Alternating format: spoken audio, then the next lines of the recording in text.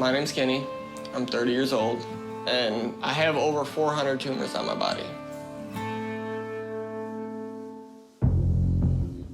On my back, from the top of my neck down to my tailbone, I've probably got over 200 tumors.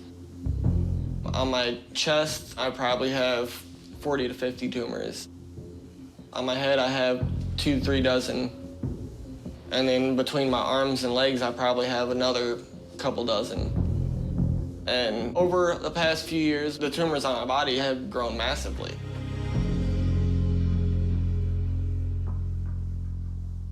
When I was 8 years old, I was diagnosed with Gardner syndrome, and a part of that is colon cancer. So at 9 years old, I had my large intestine, part of my small intestine, and my colon removed. And around that same time, I had noticed the first tumor growing on my head.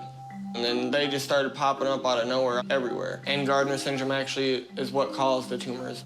And they still have no idea why they grow or what makes them grow. The disease is so unknown. To be completely honest, going to doctors, I literally have to explain to them what it is. I might as well be an expert on my disease. In public, I get a lot of looks. There's a lot of ignorance and stuff like that. I'm just living my version of hell.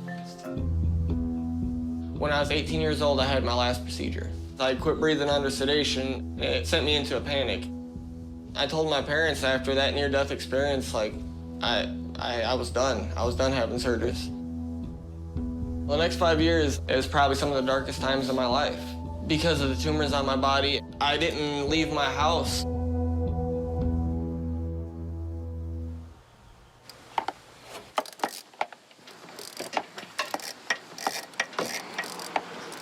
What are you doing to this thing out here? It ain't running right, so I'm just trying to make sure filter's clean and make sure everything's working right. I love my dad. He's the true rock of my life. My dad's always been really supportive. Growing up, I can only imagine that it was tough watching your kid go through what I went through. But he gave me the most normal life as possible. We do normal dad stuff, you know, like work on cars. Over the years, my dad's rode my coattails a lot about getting the tumors taken care of. I know he loves me and he cares, but somebody that's never been through anything to tell me that I need to go and have a surgery, we butt heads about it quite a bit.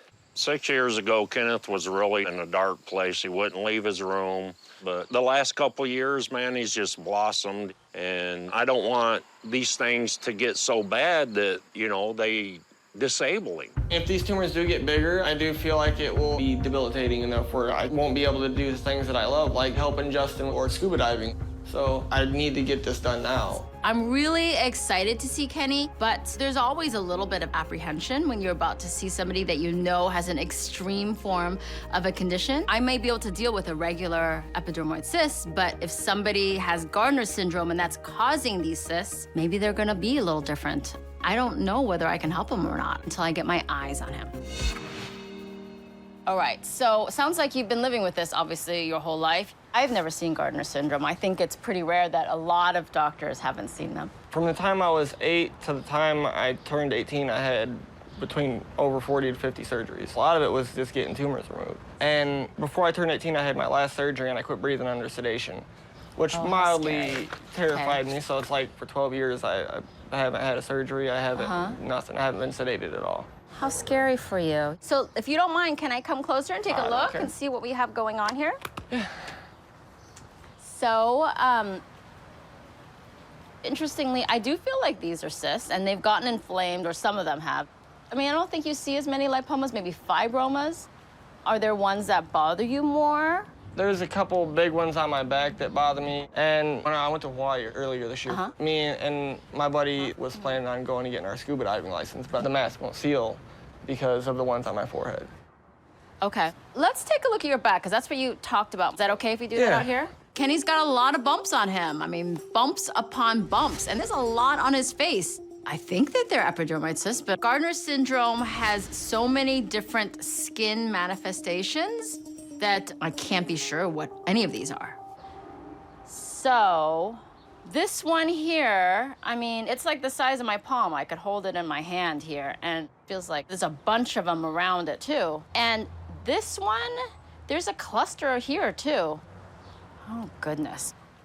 I do think that these bumps on Kenny's back feel like cysts, but they are different in the way that they've piled up in these certain areas, and that's probably an effect of this Gardner syndrome. There's a really large one on his back, which I want to address first, but who knows if that back one is not all of these connected. Let me try to tackle those two big ones on your back and get rid of the sac. Because if you get rid of the sac, then it potentially will not come back. Okay. And let's see, if we can do them really quickly, then we can do more. But let's just be obviously conservative and make sure you're safe. You know, you're awake for this, so in a way that gives you a sense of control. You know, like you know that what's going on and you're not. Thing, right. I have never seen this many bumps on somebody. So this is really a daunting task. My plan of attack is to address the large bump on his back first, and then when we take care of the big ones there, we can address his face. But really, first and foremost in my mind is really controlling his nerves.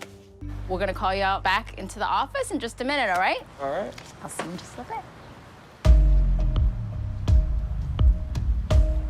All right, we're all ready for you inside. All righty.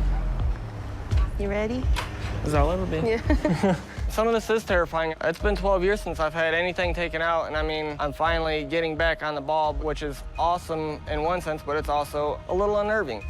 Dr. Lee will be right with you, okay? All right. I mean, 12 years ago, I almost died on the operating table. So you never know what to expect when you go into something like this.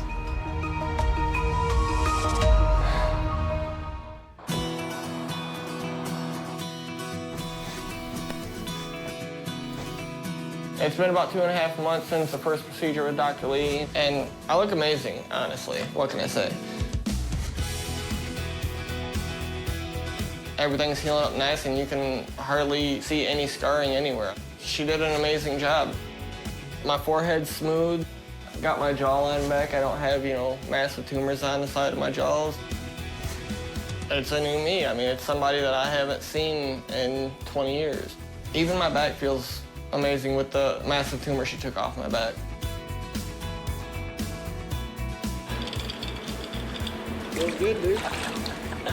Good brother. Going to Hawaii the first time around, I realized the mask won't seal, that I couldn't get scuba certified. Now that I've had so many tumors removed, it'll completely seal, so honestly, that's a big one. I can do stuff now that years ago I never would have thought I could do. I mean, I've lived with them for so long, but I don't have to deal with it anymore.